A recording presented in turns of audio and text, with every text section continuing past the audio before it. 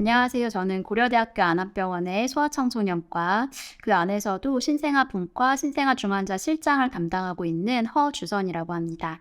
이른둥이는 임신기간 37주 미만으로 출생하는 아이들을 이른둥이라고 얘기를 하는데, 사실 이른둥이 안에도 주수에 따라서 상당히 다른 결과와 또 이후를 보일 수 있기 때문에 이른둥이를 조금 더 세분화해서 이야기를 하게 되기는 합니다. 보통은 32에서 36주 때에 해당이 되는 아이들은 저희가 후기 미숙아라고 이야기를 하게 되고요.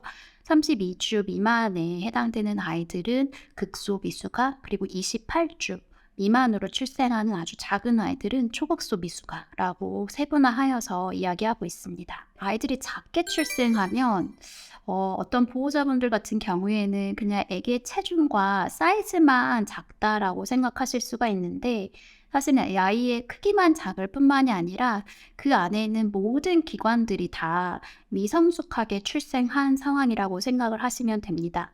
엄마 뱃속에서 안전하게 보호를 받던 환경에서 아이가 이제 엄마 뱃속 바깥의 환경에 노출이 되었을 때에 여러 가지의 외부적인 자극들에 의하여서 그 미성숙한 기관들이 여러 가지 문제들을 유발시킬 수가 있는 부분들이고요.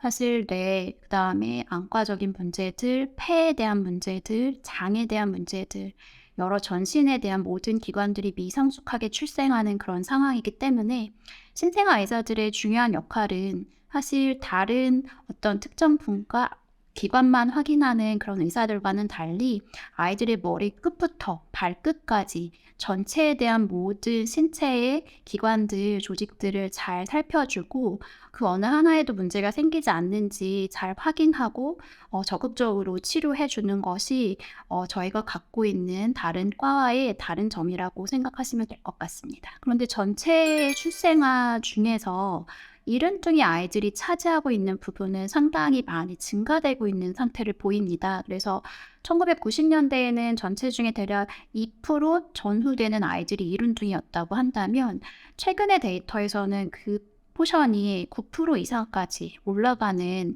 그러한 굉장히 빠르게 증가되는 양상을 볼 수가 있거든요.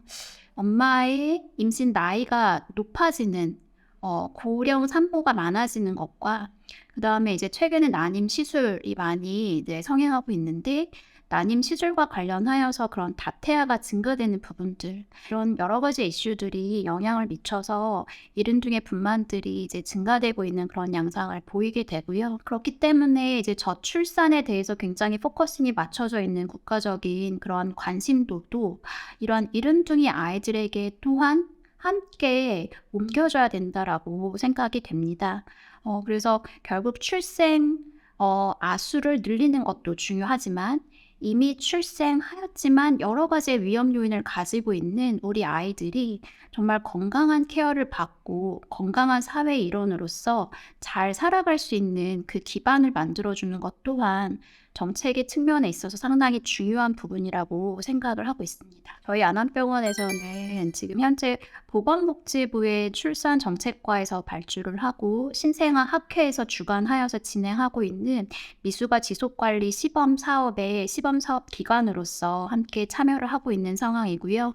저 또한 그 사업에서의 연구진으로 같이 활동을 하고 있는 그런 상황입니다.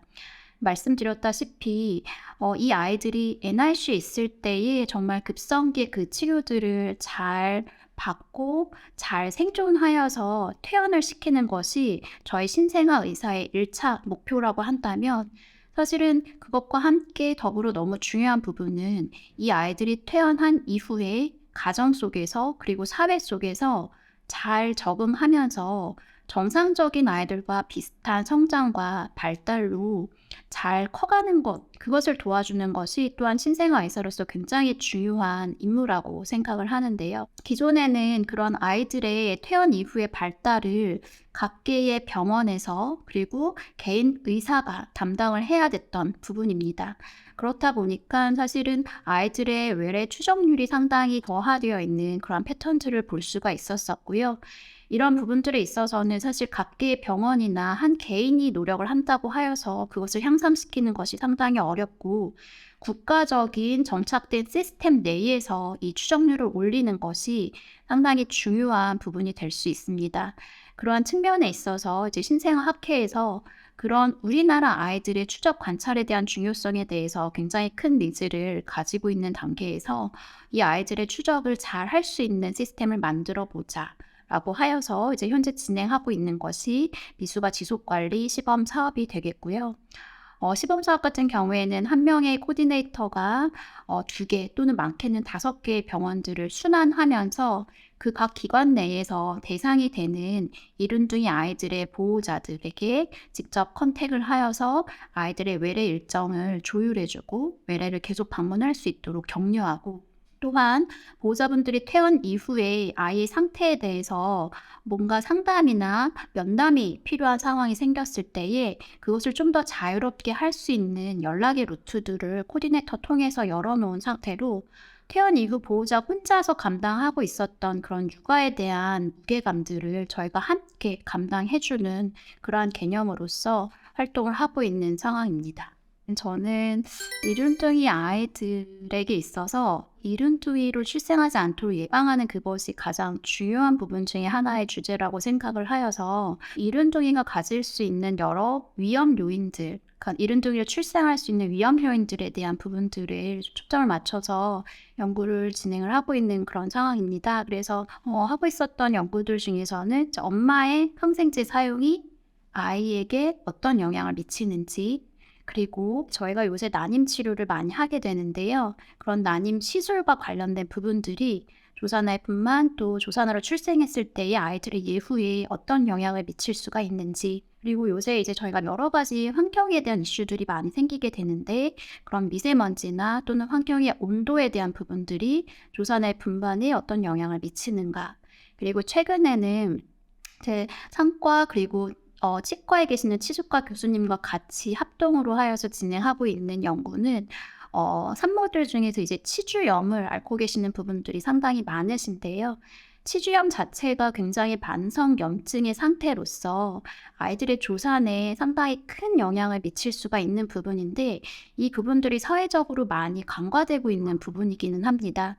그래서 저희 연구팀에서는 그런 산모의 치주염 또는 구강 내에서의 여러 세균 불균형들이 조산의 분만에 미치는 영향이 어떤지, 출생한 이른둥이 아이들의 예후에 어떤 영향을 미치는지, 그리고 그렇게 조산을 유발하게 되는 기전이 무엇인지에 대해서 지속적으로 연구를 하고 있는 그런 상황입니다. 제가 신생아 의사로서의 삶을 살면서 너무너무 감사한 부분은 한 아이가 출생하여서 생후 초반에 굉장히 육체적으로 많은 어려움을 겪는 그 시기에 그 아이를 처음 대면할 수 있는 사람이 저라는 것, 그것이 그 아이 한 아이의 인생 가운데 갖고 있는 의미가 굉장히 크다라고 생각을 하게 됩니다. 그렇기 때문에 그 시간 동안에 제가 이 아이들에게 해주는 여러 가지 치료의 영역들, 그리고 치료 이상의 격려하고 보호자들이 같이 이 어려움을 극복할 수 있도록 지속적으로 격려하고 힘을 불어넣어주는 이 모든 과정들이 저는 제가 케어하는 그 아이 한 명의 전체 인생 가운데 굉장히 큰 영향을 미칠 수 있다라는, 어떻게 보면 조금은 무거운 사명감을 가지고 이 자리를 지키고 있는 그러한 상황이거든요. 그렇기 때문에 제가 이러한 마인드를 저뿐만 아니라 함께 일하는 저희 의료진들, 저희 간호사님들과 함께 공유하면서 단순히 우리가 육체적인 생명을 살리고 육체적으로 이 아이들의 건강을 케어하는 것 이상의 의미가 있다. 한 아이의 영혼을 우리가 케어하고 있고 이 아이가 가지고 있는 그 생명의 잠재력을 우리가 함께 격려하며 끌어올려주는 것, 그러므로 인하여서 이 아이가 정말로 건강한 정신과 영혼과 육체를 가진 하나의 인격으로 성장할 수 있도록 그 삶의 초반에서의 기반을 만들어주는 것이 이 NICU 케어를 담당하는 의사와 또 간호사의 역할이라고 생각을 합니다.